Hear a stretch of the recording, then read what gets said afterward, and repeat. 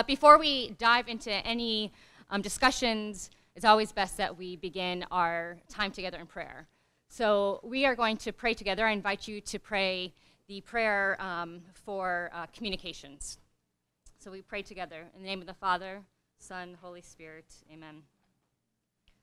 Holy Spirit, you blessed the first disciples with the power to spread God's love throughout the world. Give us a new power to proclaim your word through our own unique gifts and through the channels of clear communication. Make us willing to receive that word as it enters our daily lives. Bless all who use their talents in the field of communications. Guide those who send out the message and those who receive it, so that all people may come to know your truth and be renewed by your love. We ask this through Jesus Christ, Lord. Amen. In the name of the Father, Son, Holy Spirit. Amen. So I want to welcome you all here today and welcome the people who are joining us on our live feed. The mic is not on because we are respectful of the small groups that are happening right around us, but it's on so our online followers could have their sound.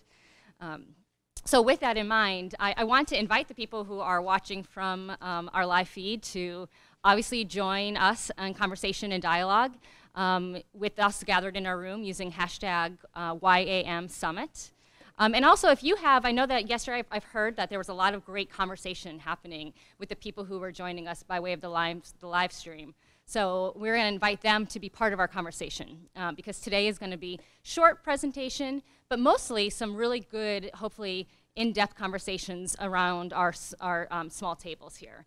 So at that point, we're going to invite our online audience as they have their discussion to be able to join in the conversation as well. They may give us some shout outs.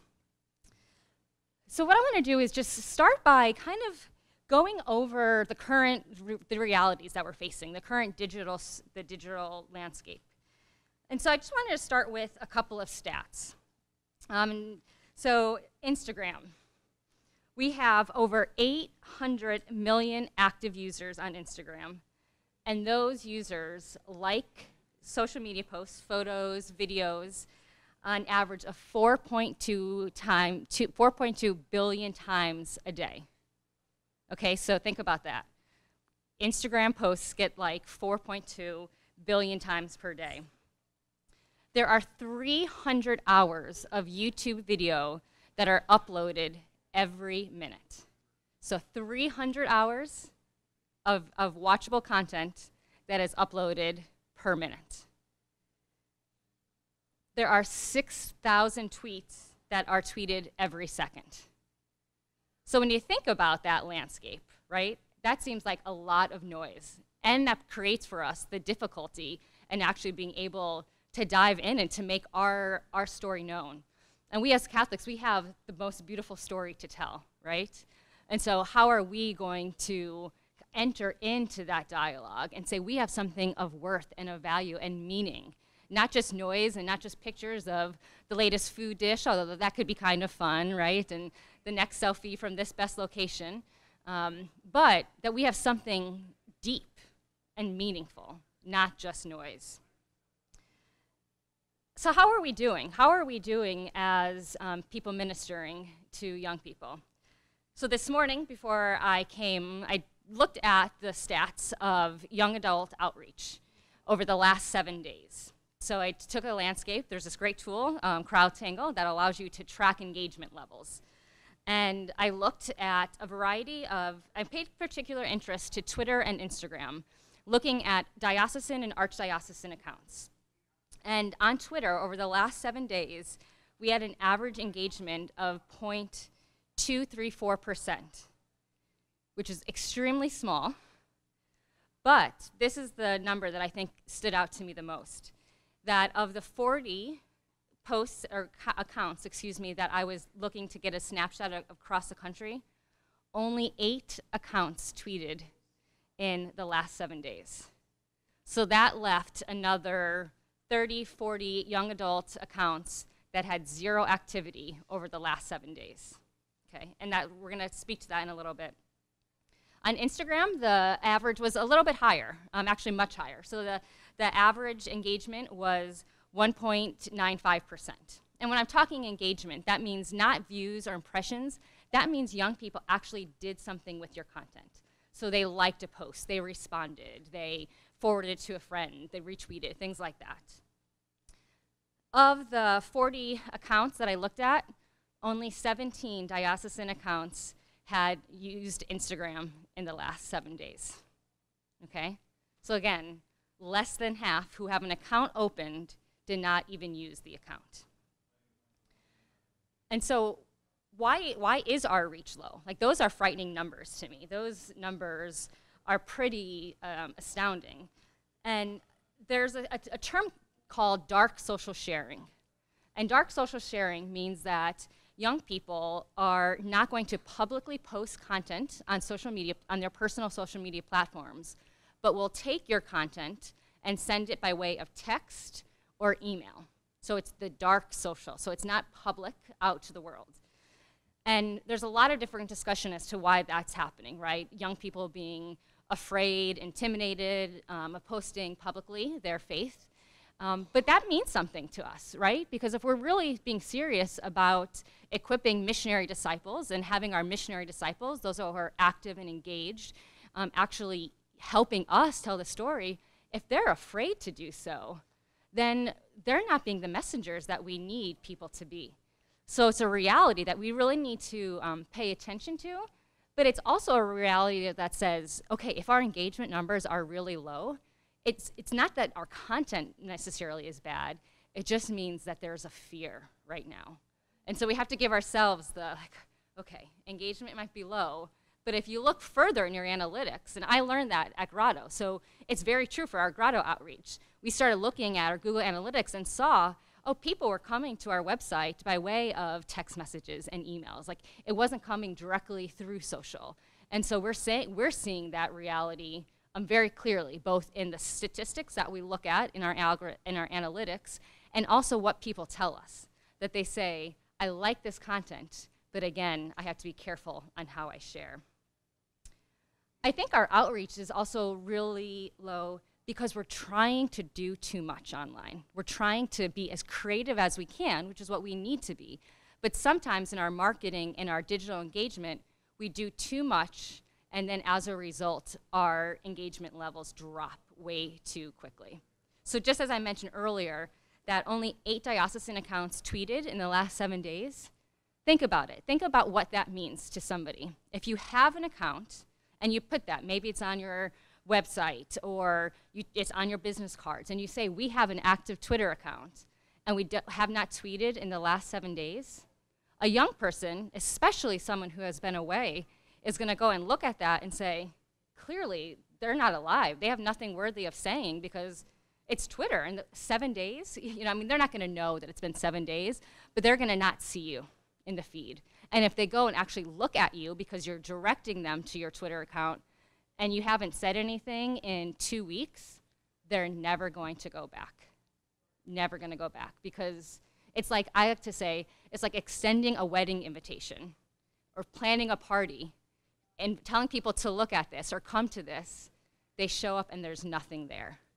That's the same psychological experience that people feel if you invite them to like or to follow us on this platform and we do 0 engagement.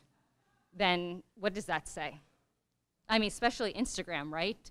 That we have 17 accounts that were not used.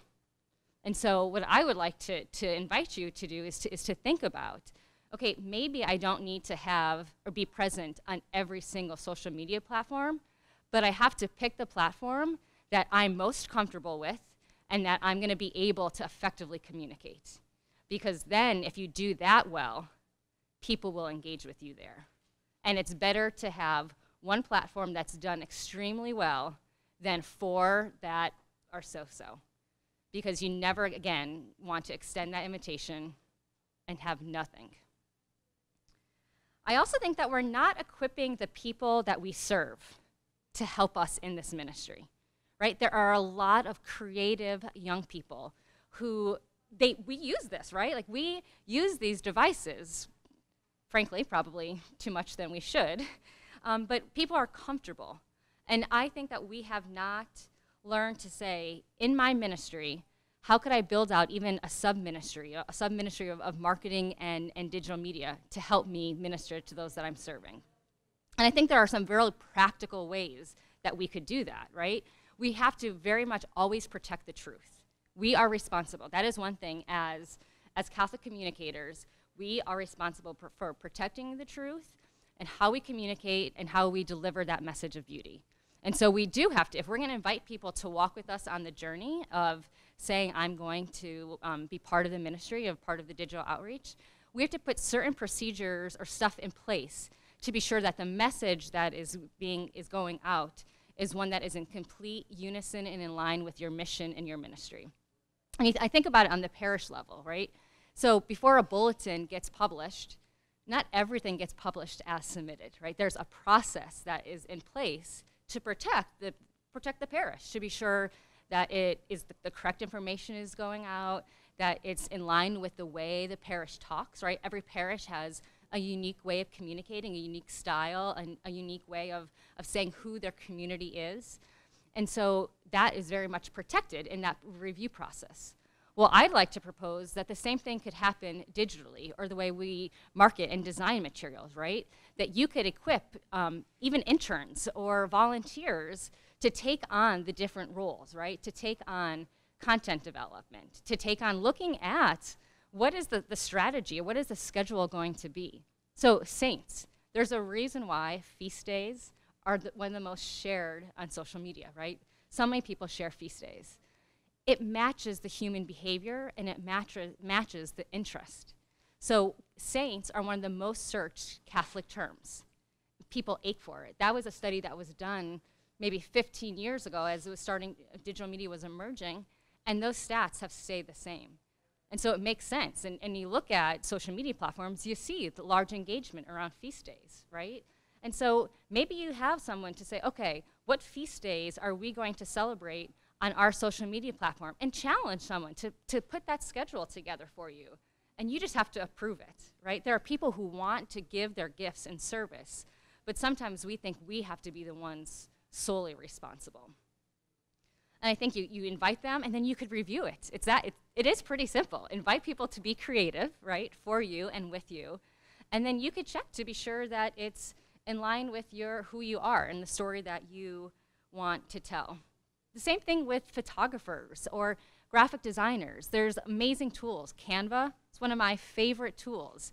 You could get the free version, or you could pay $12 a month for an advanced version. And in that $12 subscription, you could actually create teams. So you could have a designer who doesn't work in your building, create teams, and you could collaborate right through the platform to be sure that they're respective in the way that you would hope those graphics would turn out. And then there you have your social media graphics. So again, looking to empower and equip. And that does two things. It gives you a content base, but it also, I think, inspires other people to engage with your platform, right? There's this sense of ownership. There's a sense of, if I am part of this discussion, if I'm part of the creation, I'm going to engage with my friends. And the great use of the web, the more people, friends, and different audiences and different networks are sharing, the more that story is going to come to life. So we have to really be not afraid to go out and to ask. Because here's the reality is, it's pretty sad the way there we go. Oh. Well, maybe we're dead here. Okay. So at Grotto Network, which is a new digital media evangelization platform that I run out of Notre Dame, and we launched it in November. And the aim is to equip you with content that you could use to use to people you minister with. And our content is more of the pre-evangelization, so that those moments, the life moments, to help people really connect with, engage where they're at. But before they went into any content development, there had to be a level of research that was done. And this stat, to me, is frightening when I was looking at the research results. 46% of young adults that were surveyed were not familiar with any of those sites listed. So they were not familiar with the things that we know. They weren't familiar with Busted Halo or Word on Fire or Crux, the things that we think are second nature, right? We know those resources. We're in ministry. But to think that 46% of people, and these were young adults who identified as Catholic. Okay, so it wasn't a random mix of young people across our country, but the people who were surveyed, the first question was asked was, do you identify as Catholic? And so it was people who identify as being Catholic. That is frightening. What I saw worse was this line here. 525 people, it was a survey done of 1,000, did not know where they should go online for information about Catholic news or to be inspired from a Catholic standpoint. So more than half of the people that were surveyed did not know where to go. So looking at that, right, we have some serious work to do. And I think we have to, as we're looking at it, I think we have to be not only trying our best to break down, right, to reverse this trend. We have to do everything we can to create content, to market in a way, to build digital platforms that is going to explode and reverse this number that they know. They're going to go to their parish. They're going to know to go to their diocesan young adult office, to the national organizations that support them. But we have to be careful in how we use it. So that's my word of caution, right? I was reading the news this morning, and there was a story on Crux on how the Vatican is now allowing social media for cloistered monasteries.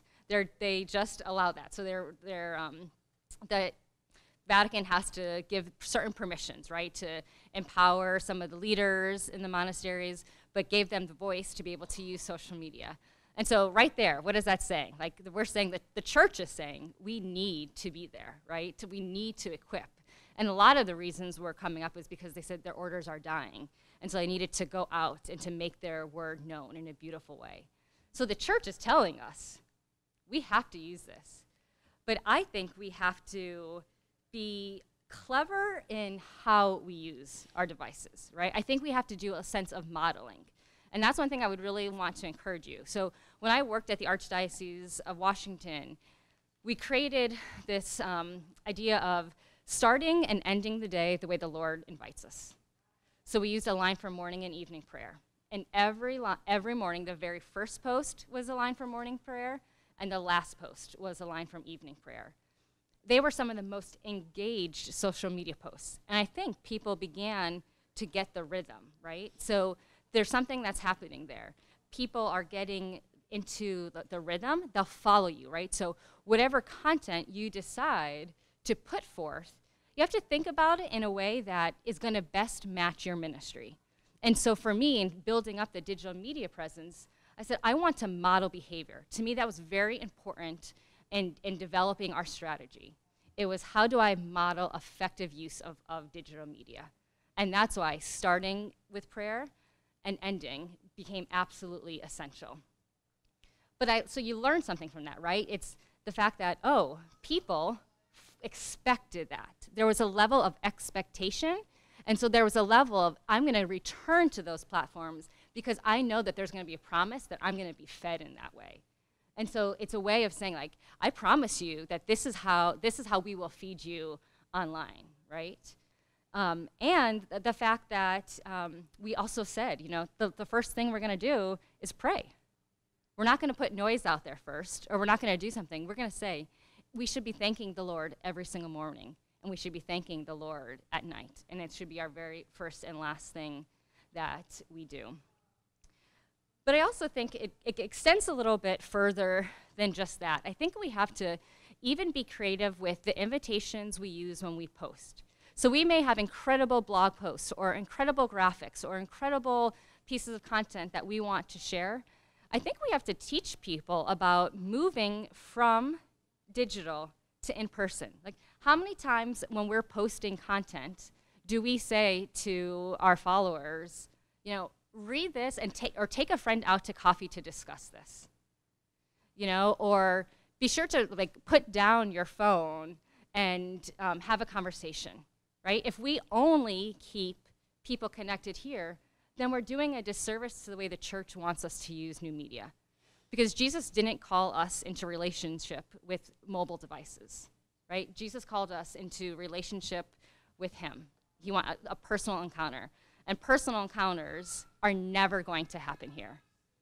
Never going to happen. But this could be the tool that leads to that encounter. And so I think it's very much important that as we are sharing our content, we're doing so in a way that is provocative and saying, put down the phone sometimes and go and have a discussion. And I think we're just trying to break through the noise. We're trying to put the content out there that we're not thinking through how we actually invite people to use the content. And I think that is equally as important as making effective content, right? The invitation to explore more deeply, the invitation to put down the phone.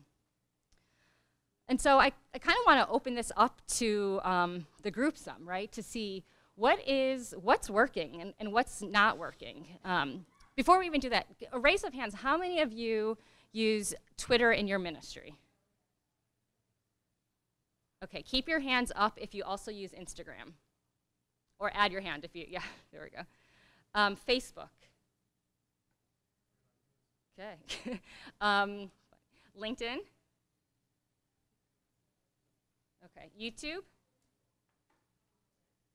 Great, okay. All right, just to help get a landscape. Now, how many of you who raised your hands feel like you are still learning every day on how to use the platforms? Okay, everybody's hand should go up, right?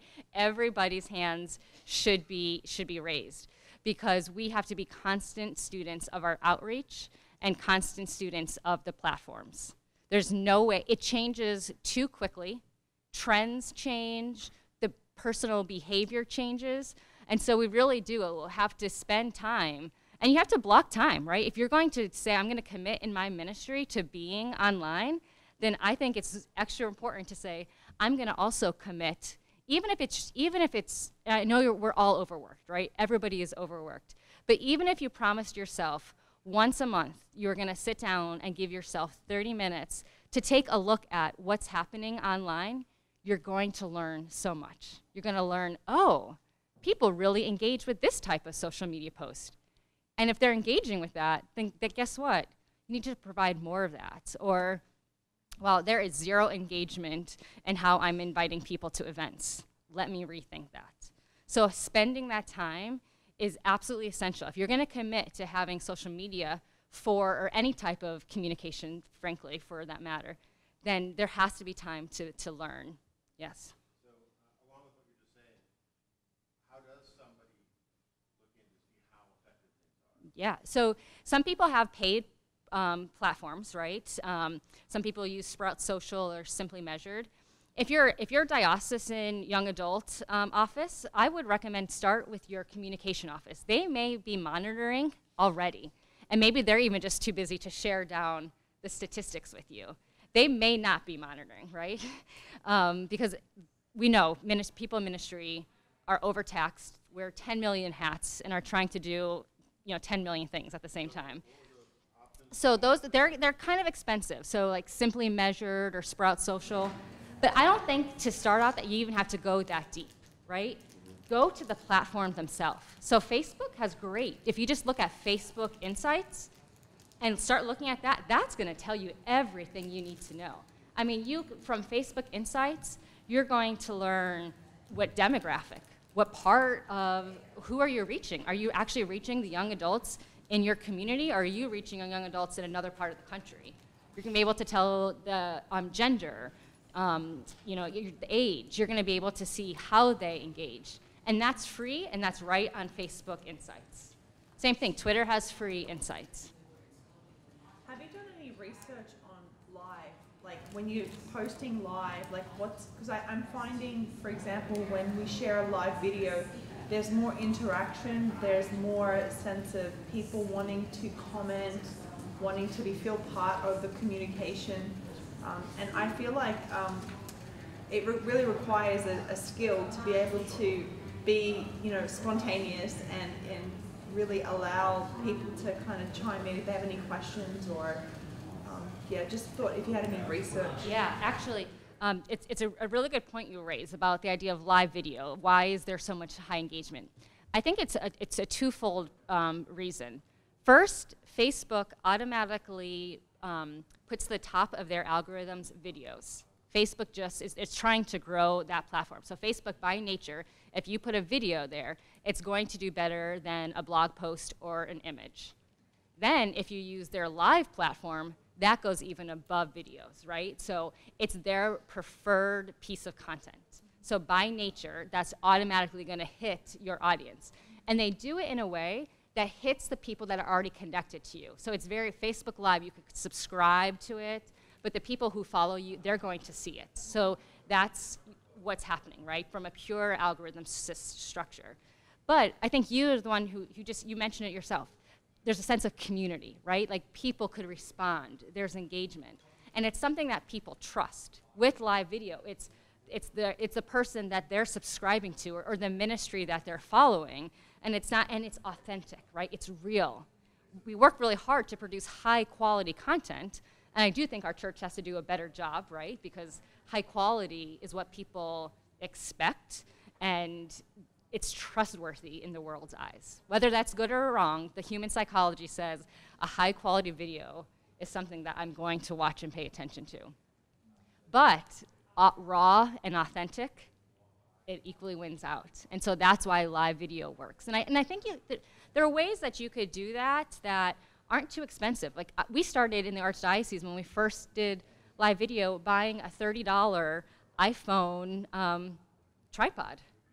And something as simple as that will make the phone steady, always keep it horizontal, right? That's a trick. Like we all think we use our phones like this. This is the natural way of using phones. Then you get the side. Oh, it just looks messier, right? All you do, turn it this way, your production is going to be so much better. Would you say that's the same for Instagram? Does it work the same way, or is Instagram? No, so I was talking Facebook. So Instagram, yeah, the platform, the way Instagram is designed, keep it vertical. Because I've had youth ministers tell me, sister, do it the other way. I'm like, all right. Yeah, and it's interesting. Like the one thing I would say too about live video for Instagram is there's a different. People used platforms differently. Okay, so we used to say that young people are moving further and further away from Facebook. While that is true, what the difference is young people are using Facebook as a new form of calendar. So we don't want to not use Facebook, right? Because we need to keep our Facebook page active. So when we go to share our events, people will engage with that and know that that's happening. But a calendar. So they may not be posting on their Facebook page, like their Facebook wall may not have been updated in over a year. I just talked with college students who said, oh, I haven't shared anything on Facebook, but this is where I know where I'm going. Mm-hmm. And so they're still using Facebook, just differently than we're accustomed to young people using Facebook. Yeah, that was a question I had. I noticed also that certain groups don't ever use Twitter, but they use Instagram or they use Snapchat or whatever. So a snapshot of those different platforms and how they're being used to help us know how to use them. Yeah, so a lot of that is the audience that you're trying to reach. So Twitter is great for news, right? It's short. Just the way our brain processes, it is fast. Even though now it's extended, doubled the length of our tweets, it still is the way the psyche is. You're going through the platform, and you just want short, quick pieces, right? So you don't want to make major announcements or even video. If you'll notice, Twitter just changed the size last week of its rolling out, the size of photo and video. Okay, and I think what Twitter's trying to do is they're trying to stay alive in the market, honestly. That's what they're trying to do. And so, but you have to pay attention to that now, because I used to say, oh, on Grotto Network, we post videos, native videos, and then we post back to YouTube to grow our YouTube channel. But now I'm looking at just the nature of extending the amount of video that you see on your phone is going to change human behavior, right? Our brain processes words differently than our brain processes photos. So now the fact that Twitter has increased the space for graphics, I think we may see a difference in more people. I would recommend to you now using more video and photos on Twitter. Because photos always did better on Twitter anyway, but just the way our brains process, now that we have more space to see it, I think we're gonna see an increase. So I would recommend that as looking at utilizing Twitter now with images even more than in the past. And then like Snapchat, I always say, if you're a diocesan office, check with your child protection office or check with your communications. I know child protection issues aren't in play for young adult ministry, but I personally think everything you could do with Snapchat, you could do on Instagram stories now. I think Snapchat is going away. I mean, it could surprise us and stay for the long run. But the problem with Snapchat, for a ministry standpoint, you can't really get them back to your platform, right? You can't take them back to your blog, or you can't take them back to your website. With Instagram stories, you can. And here's a little trick for you. If you don't have the swipe up capabilities, so swipe up is you're allowed to, if you're a verified account, could take you right to a page on your blog or an event registration.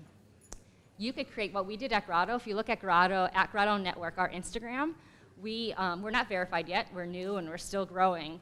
But what we do is our little link in bio is to a direct page on our website that we post all of the latest content. So anytime we post a new image on our Instagram account that directs to a video or to a blog post, we update that web page, and then that's always the latest content. So I'm never having to change the link in bio on our Instagram account. It's one page, and then it's automatically updated. So I really recommend that little hack, because it's one of our most visited web pages on our website. So people absolutely use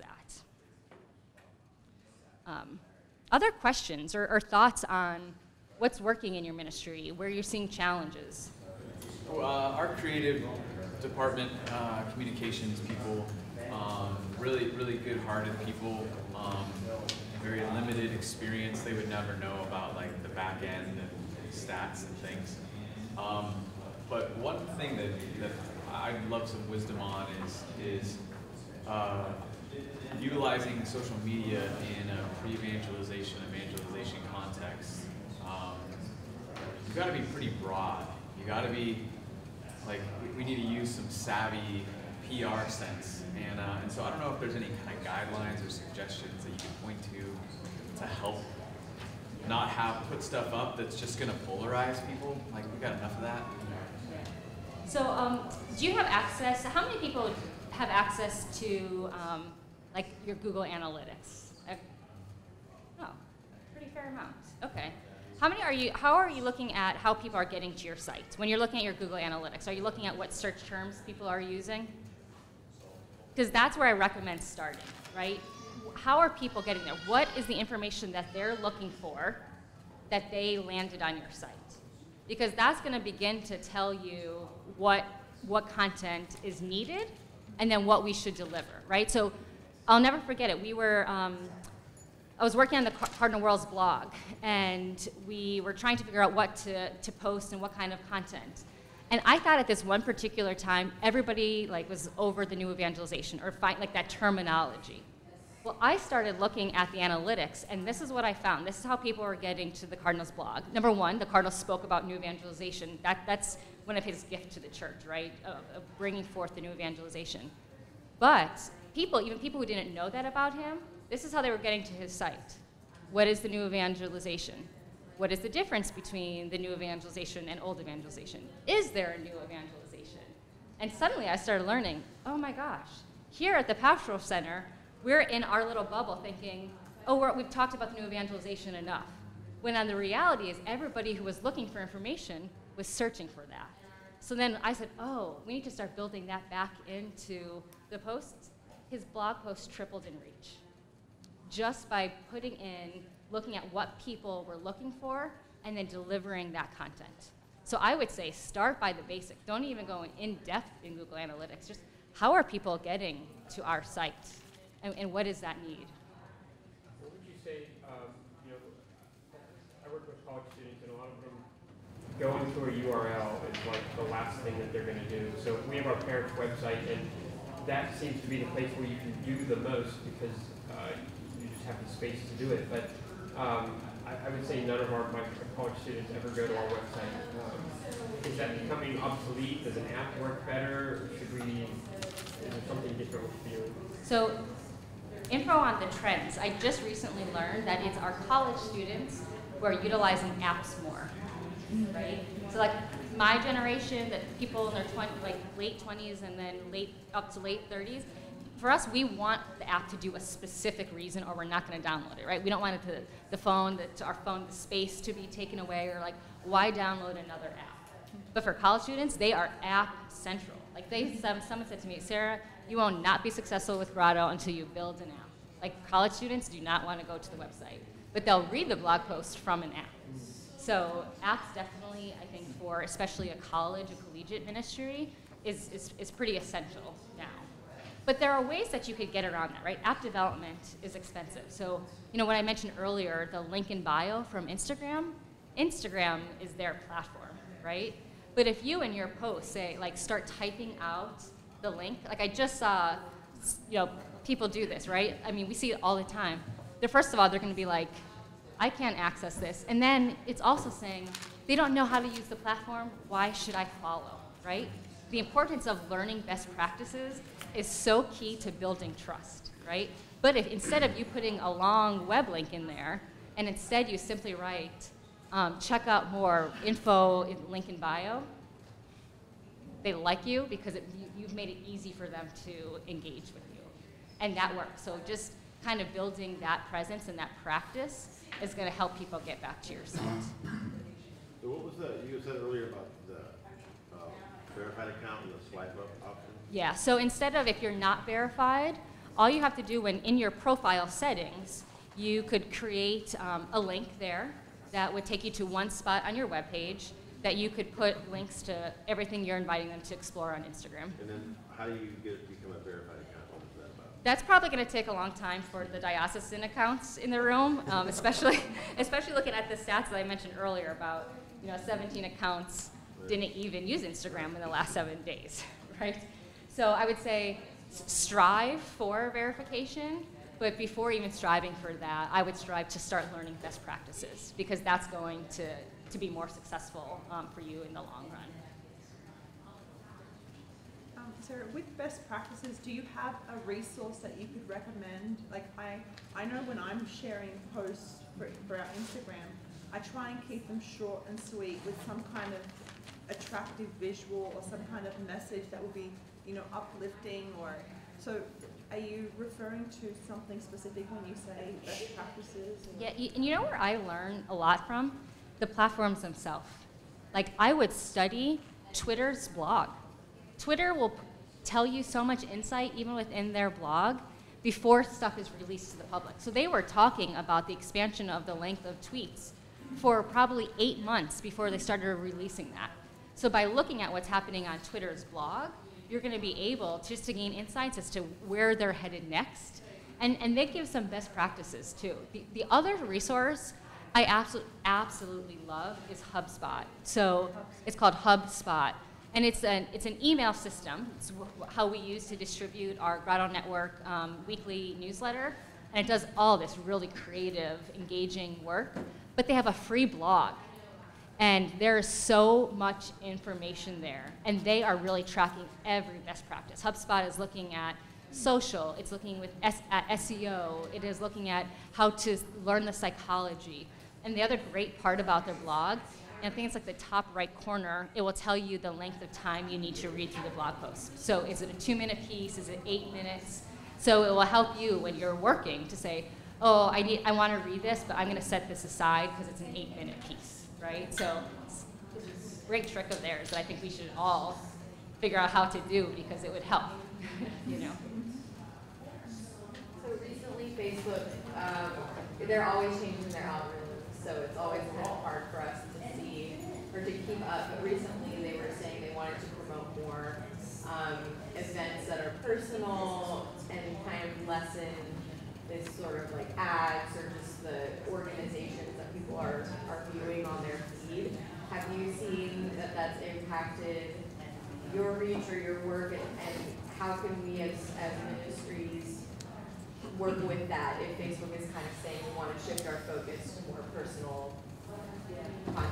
Yeah, I think even to the use of like how we use live videos.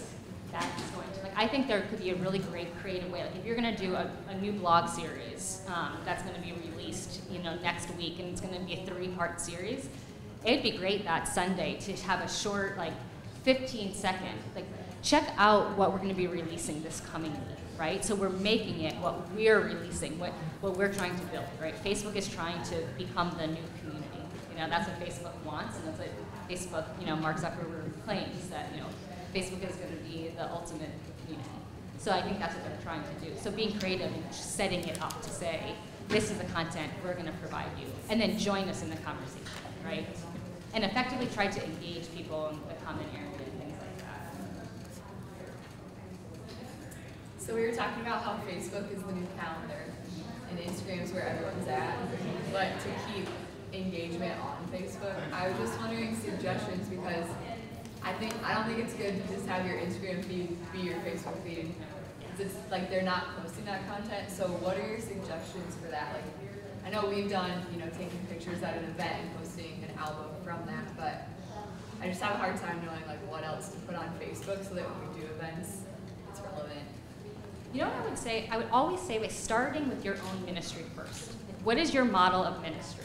Okay, so if you're going to have an event, what type of event are you doing? So if small group is really important to you, think about how you can make that come to life, right? So, because you're right, we shouldn't be posting the same as Facebook as we post on Instagram, because people are going to eventually catch up, right? Or if we're going to share the same content, maybe do it in a new way. Like on Instagram, for example, I would say invite your people to tag their friends, right? Like sometimes just putting that invitation there will start creating a sense of community, right?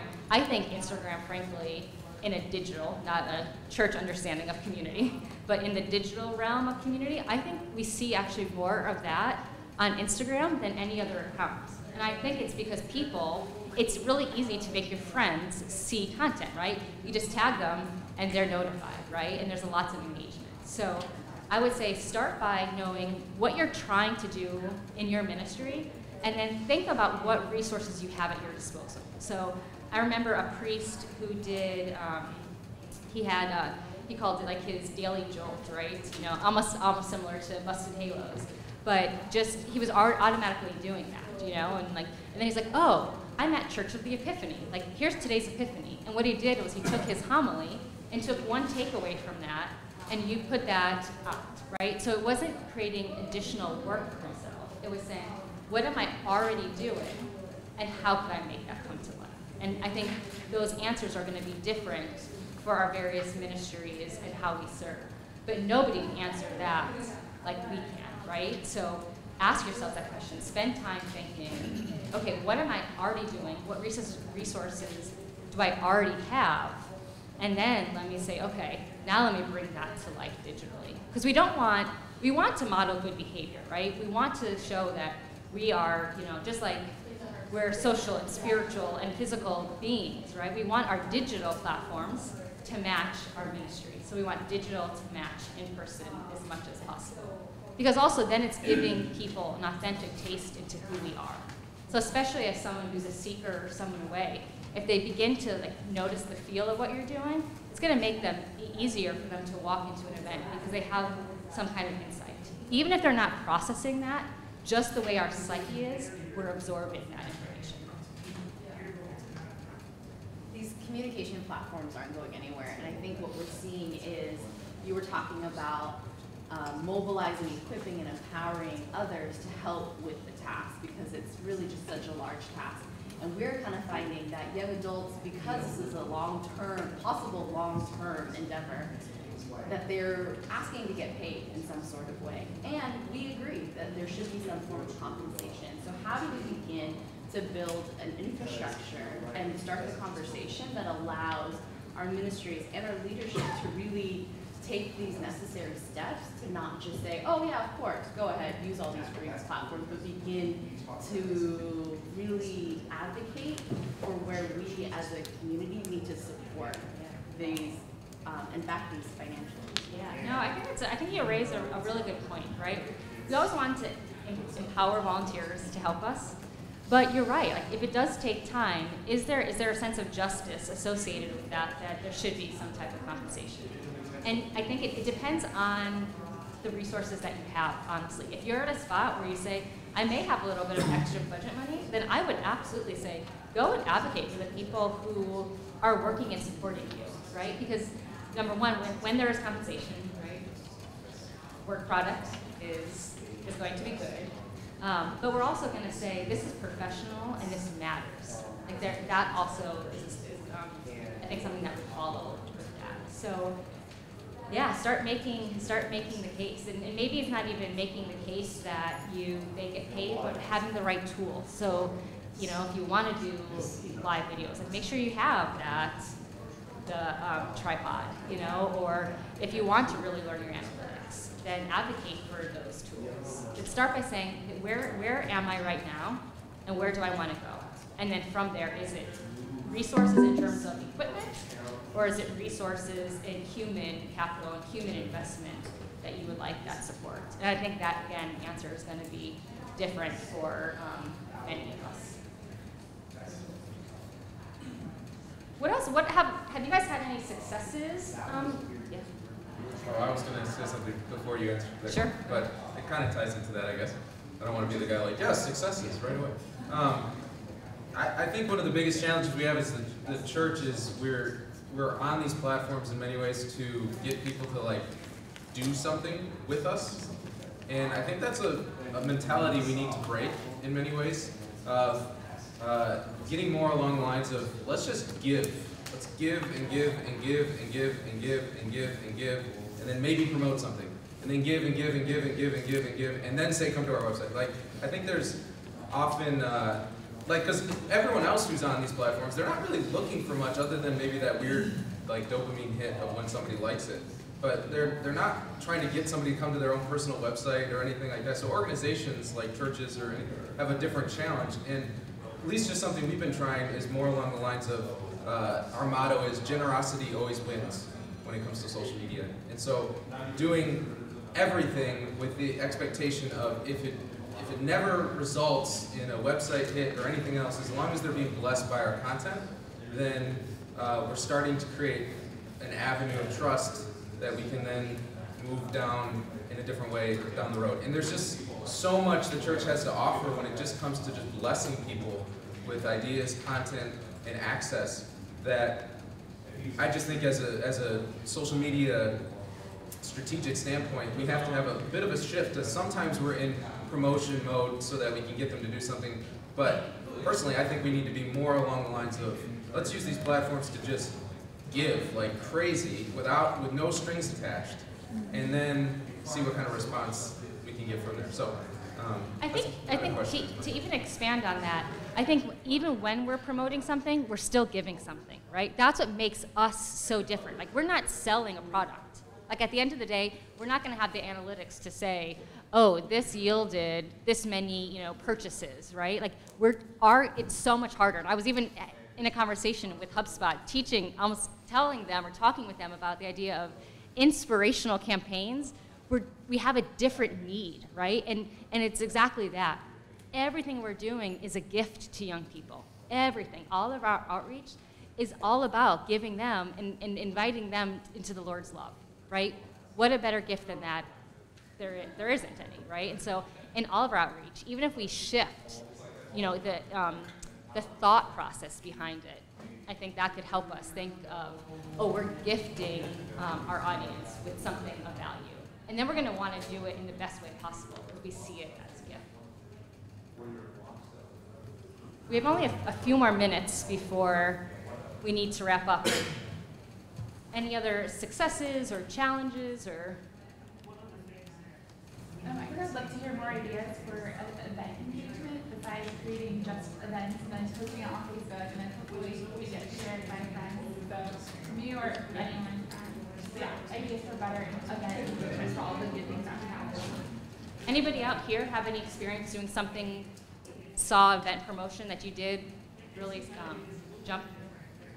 So I just started as the media content specialist for my diocese. So I am dedicated to all their social media and web presence and just really trying to reach out young people, which our bishop has a heart for. So I found just not over promoting the event, but having at least one event post a month leading up per week on each of the platforms. People are sharing, people are reminded, like, oh wait, this is happening, this looks really interesting. We had an ecumenical panel that we heard of last minute, and they were only expecting like 20 people to show up. The whole room was filled because we had promoted it through our social media accounts. So not being pushy, but also like having that fine balance of, okay, I'm going to post our Quo Vadis camp that's coming up at the end of June, once a week, on different days, at different times, to engage different people, but also to remind those followers who are always commenting, who are always liking, oh wait, this event is coming up. I think too, we could get creative in how we look at event promotion as a way of building community. So utilizing the event wall, I think we underutilize the event wall in a major way, right? Because what happens if you're engaged, like if you're going to the event or considering going to the event, you're gonna get notified when like there's people posting on the wall. So using that to, again, further extend the invitation, but then also be creative in terms of saying, oh, we're also building community around this event. So again, moving from just the digital to, oh, here's the in-person interaction. Even using that for, after the event closes, right? Be able to put a link to the Facebook photo album, right? There's power in utilizing that event wall. I think it's always underutilized. That's one thing that we found Snapchat useful for is I tell my students whenever they use social media that it's not just to let people know what we did, it's to give them some sort of shared experience with what we've just done, especially for our students that love to go to all these events, but oh, they couldn't be there today, so I hope everyone else had a good time, but I want to know what they did.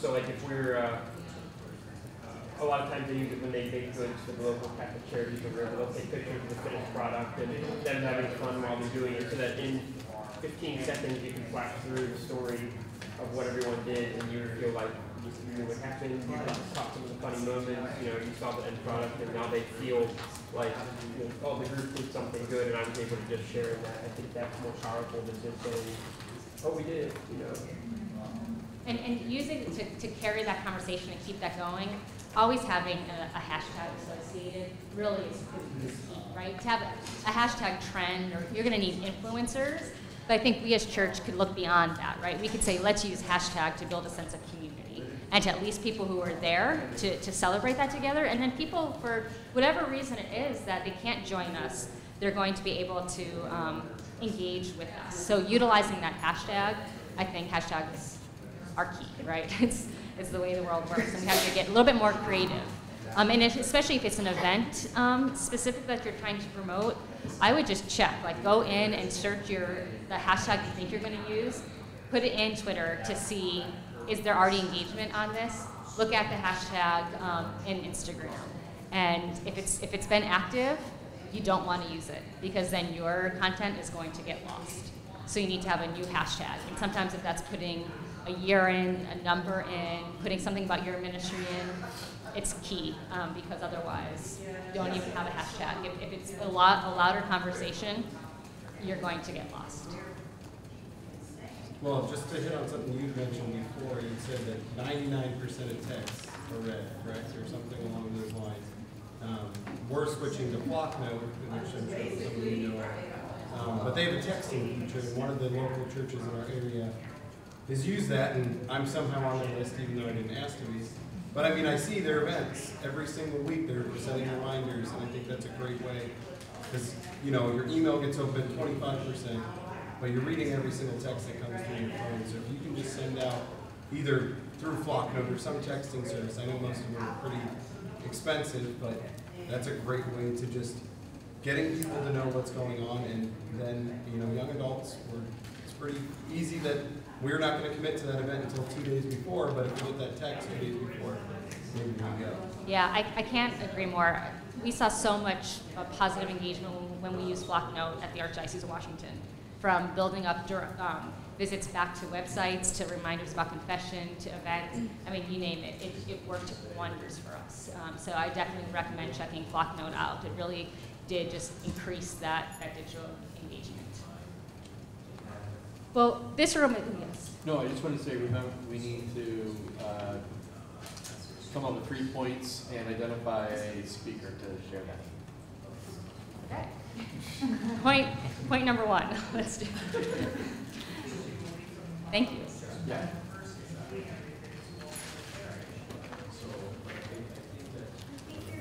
Modeling behavior, that's something that I'm doing with you guys. You know, what am I trying to, like my own ministry, and how am I going to perhaps share the vision of not only the diocese, but all the groups in the diocese. So maybe coming together and think about where this is going, and not just me in my office trying to figure out what to post, but having that group of people from different parts of my diocese and say, what do we want to do? How do we want to model this social media? Great. So the importance of modeling behavior. I think it's kind of a basic point, but it's have social media and use it often. That's kind of what I heard at the beginning, is that we need to have it. Like it's imperative to our ministries, and use it often, like you said. Yeah.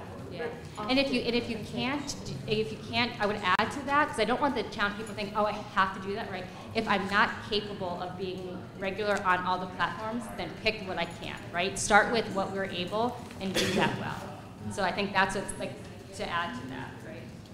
It's better to do one thing really well than try and stretch yourself thin. I got, especially like Instagram seems to be the best one right now. So focus on something that you know you can work with. Yeah, exactly. So I think maybe the third point, and as an extension on that, as we as ministers, right, as what gifts can I give to that, and cultivate that, right? Because if we cultivate that with care, then our audience, the people we follow, will feel that.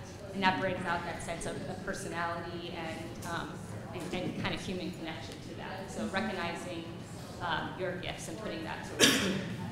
Sarah, just in connection with that point, I think people would be interested to know, like, your stats, what you shared too, like how, which I thought was quite incredible, over 4 billion likes per day on Instagram. That's pretty impressive. Yeah. Like, And again, those are reported directly from Instagram. Wow. So always never be afraid to go to the source. Like, I think we often think we have to go outside, but the platforms themselves, and why? They're businesses. They want us to use their platforms. So they're going to want to equip us to use those platforms as well. So yeah. Check all those stats, YouTube, everyone, Twitter, on their blog, you can see their latest stats. I think your point about finding ways to use all of the platforms to build community is really key to what we're doing. We're not selling a product or whatever, but using the event pages to do that, and tagging your friends on Instagram, that expands the community, not just expanding the reach, but expanding the community. I think that's a good point. And we need a spokesperson. Yeah. Anybody want to be our spokesperson? Pete Barrett. What? I was nominating you. Oh. Would you like to be the spokesperson? I mean, if that is decided upon. Or how about somebody who shared one of the points? If we're so inspired to share the points. What about sister? Sister? Sister's the accent. Did someone write down those points? I've got, okay. Here, let's do it together. Okay, point number 1. Model behavior. Model behavior. Let's expand on that. We have a few minutes. What does modeling, how can we model behavior on, not just you, anybody? Well, by using it effectively, so not overusing it, but having a strategy that, will keep people engaged, yet not feeling taxed. And thinking about how we use that, right? Modeling behavior in the sense of, are we keeping people connected to the devices? Are we making the devices our gods? Or are we using digital media to lead people to God? Right? So modeling behavior means, how often do we pray on our platforms? How often do we invite people to pray, right? How often do we invite people to put their phone down and actually discuss the material that is on social media? So modeling behavior means, yes, using the platforms effectively, but also transforming, inviting people to transform the way we use digital media. Well, and connected to this too is what you had said about your digital life should reflect your actual life. Correct. And if they're different, then something's off. Yes, yeah. Because we want to give witness to what's on our digital platforms, what we're living out in our ministry. Awesome. How about our second point? I wrote all of them down. Oh, great. Have social media and use it often. So a regular basis and just have a strategy again there. So. And if you're not able, the second half of that is not just using it often, but identifying, am I capable of using all of the platforms often? And if not, say, okay, I'm going to select what platforms to use, right? Because at the end of the day, like ministering to the people of God is most important. Our technology is a tool to help us do that. So if we don't have the time to post regularly, then maybe we need to cut back, right? Because we can only do so much. Like we all want to have maximum outreach. Like who doesn't? But we have to be honest about what our own limitations are, and that's okay. We can't try to be superhuman. God doesn't want that of us, right? God wants us to be faithful, but He's not asking. We look at Mother Teresa. God doesn't ask for success. He asks for faithfulness. So how could we be faithful to Him as communicators? And how could we give what we can, but not overtax ourselves? I would also add to that point maybe volunteers, finding people volunteers, because I think that's key. You don't want to do it all yourself because you cannot do it, but finding key people that have the skill and that you trust their judgment and work with, I think That's the big takeaway from this for me. I'm going to come back and look at our some policies on all this stuff, and then gather a group of people and get them working. And we use, like I used in the past, Excel spreadsheets and shared that out, used in Google Docs and shared that out, and to collaborate real effectively and easily in terms of volunteers and even the review process. In my team, everything, because we always want more than one eye. So as my social media coordinator is coming up with our posts, we have people who are reviewing that, right? And it's done. It's not a big fancy document. It's a Google Sheets. Another free program that we use is later.com. Yes. So I just want people to know about that. Yeah, and utilizing the tools to post and to schedule. And then how about our third point? Oh, our third point was, again, do it well and use your own gifts, your own personality to cultivate the best program that you can, so whoever that applies. I think adding to that, I loved your point about the fact that we're responsible for communicating truth, and that we have something very meaningful and beautiful to share with the world that the rest of the world doesn't have. So I think just adding that as a sub point. And we as church, we have so much beauty to share, right? Just look at our own churches. Like even the way light comes through windows will make you can take the same photo of a stained glass window in the morning and at night, and it's gonna have a completely different feel, right? How much brightness, how much darkness, and that has an effect on people, right? So there's so much that we could utilize right within our own ministries that sometimes we are so used to seeing things that we forget, oh, hold on, let me look at this as for the first time. And there's so much beauty, so much truth, so much out there that we could share and point to. So yeah, not to forget, when we're talking about our personalities, it's the personality of our ministry. It's the personality of our parishes, right? There's so much beauty. Each parish speaks to the truth in a way that other parishes don't, right? We have all those unique gifts, so let's share that with the world. Well, I think it's important that if we're talking about modeling our behavior and always ending beginning and ending in prayer, I'm going to turn our computer back on real quickly, and we can pray together the prayer for new evangelization.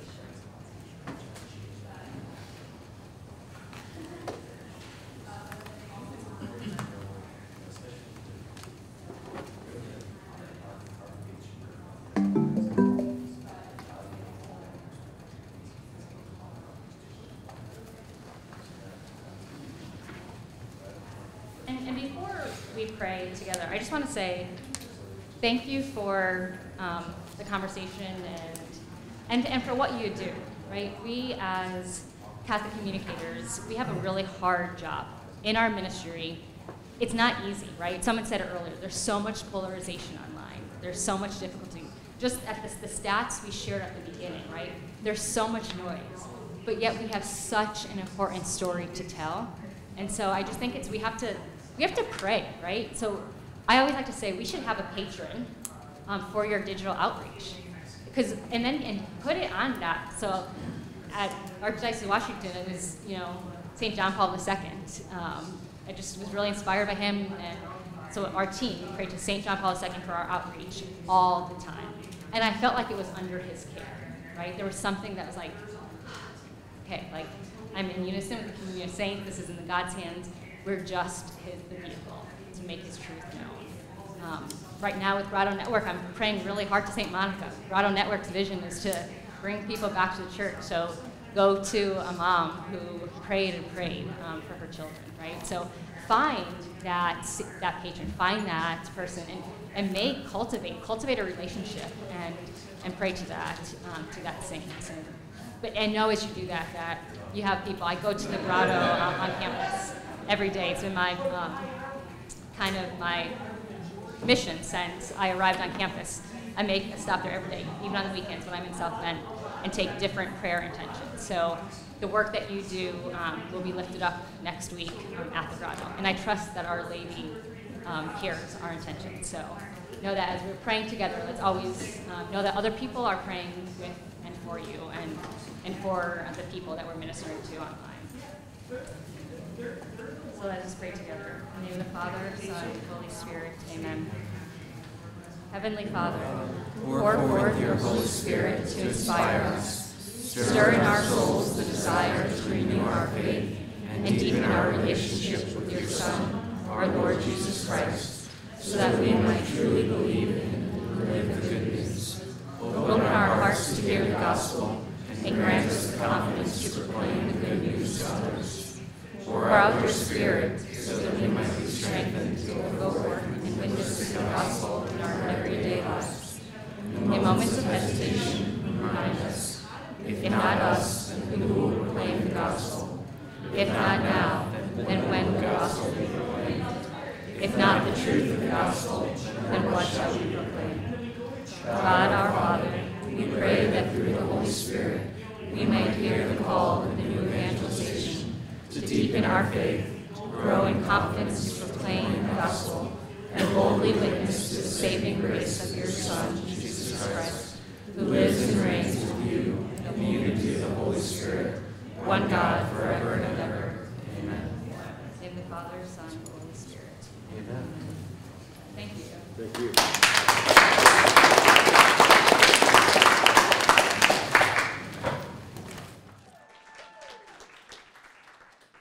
So for our breakout session, we did digital media. So our 3 points.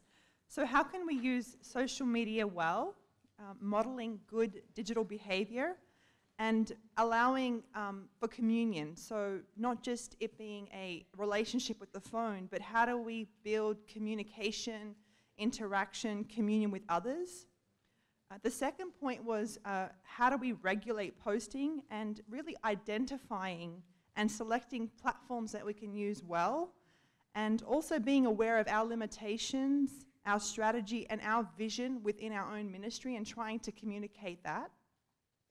Our third point was being responsible for communicating truth, beauty, and goodness through social media, and how we can use our gifts, our talents, and tapping into people who may be really good at social media, and seeing how we can really communicate the personality of our ministries. And I liked what Sarah said in the end about maybe having a patron for social media outreach.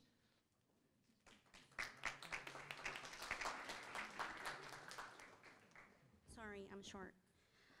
So my group focus was Pastoral Juvenil, Hispanic Young Adult Ministry, and one of the main key points is building relationships.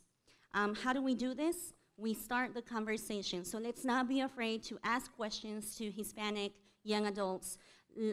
welcome them into the parish and diocese, finding the language to welcome each and every one of them. Listening to them, the most important part is just sharing and listening to their stories, knowing where they're coming from and how to make them feel welcome in the parish. And last, pastors' involvement, asking them to be part and know what we're doing for Hispanic ministry, and just letting them know they're essential in the way we create, in the way we make decisions regarding young adult ministry. So, thank you. My name is Elise. I was at the Enculturating events, Theology on Tap, and Sports Ministry. Some key takeaways, I'll just do 1, 2, I don't know, we'll see. The idea from our leaders, and then that came up in conversation, was that young adult ministry has to be a funnel. You start with these large events like Theology on Tap, and it can't just be the one and done event. It has to be really done well. You've got to have prayer beforehand, dynamic speakers, and some sort of hospitality team, but then that has to get, the people who attend have to get funneled to regional groups or smaller groups. We talked about the importance of integrating these events with vocation and sort of mentoring. So putting priests, religious at those events, and also vice versa. This was really amazing in the Diocese of Joliet. Here's your shout out. They brought millennials to priests in their convocation. So the interaction between the two. I'll just stop there. That's good.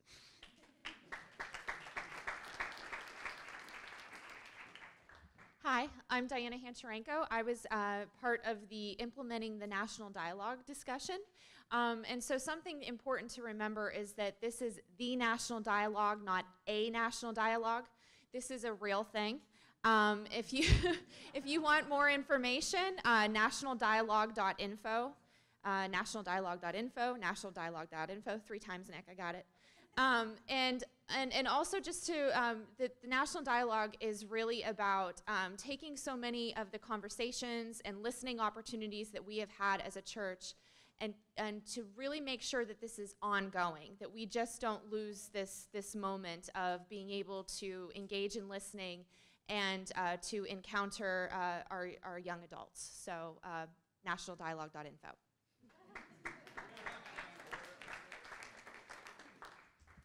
I am Jason Cueto. I'm brought to you by nationaldialogue.info.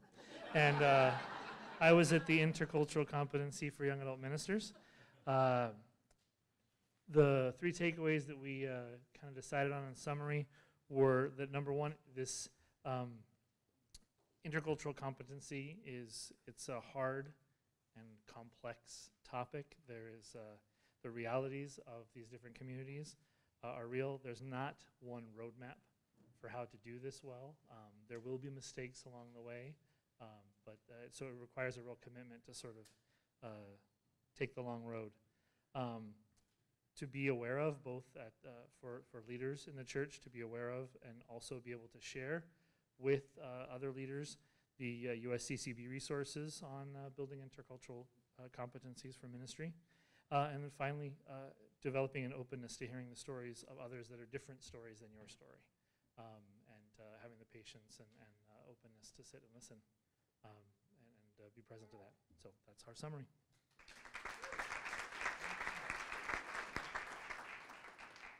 Hi, I'm Father Pat McPartlin, Navy chaplain. I was part of the current realities of reaching out to young adults and Gen Z, and there were so many good points, picked out 3. 1, the reality of woundedness of young adults, and trying to see that as a need and an opportunity. Number 2, singleness and isolation, loneliness.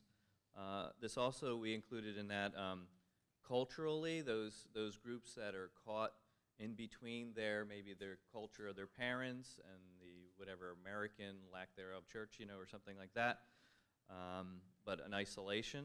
And then number 3, the need to cultivate a culture of listening, prayer, faith sharing with church leaders. So for example, doing Lectio during meetings, starting and ending prayer with meetings with prayer. So those were our 3. Thanks.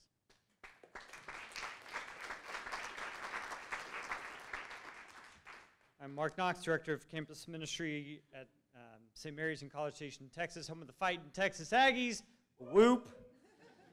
There's a few of us in the room. That's awesome. So we are with the starting point, getting started with young adult ministry with Allison Tate, and we kind of carried on a lot of the conversation that we had yesterday, more general practices of young adult ministry. We talked about identifying a starting point. If you're new, trying to figure it out, where's your starting point? Do a survey, like talk to young adults, see what you need. I know that at St. Mary's, we're a massive campus. Our needs are very different than what rural America young adults need. So you can't just take what St. Mary's does and say, we're going to do that. You got to figure out what works well for your parish and your diocese and where you're at. So doing an assessment, survey, coming up with a plan, that's kind of a good starting point. We talked about different models of young adult ministry, small groups, large groups, those kind of things.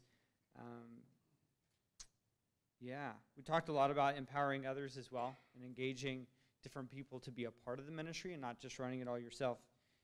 And missionary discipleship, just what that looks like, what missionary looks like and what discipleship looks like. General things that we've been talking about in the dialogue for the last 5 years. So there you go.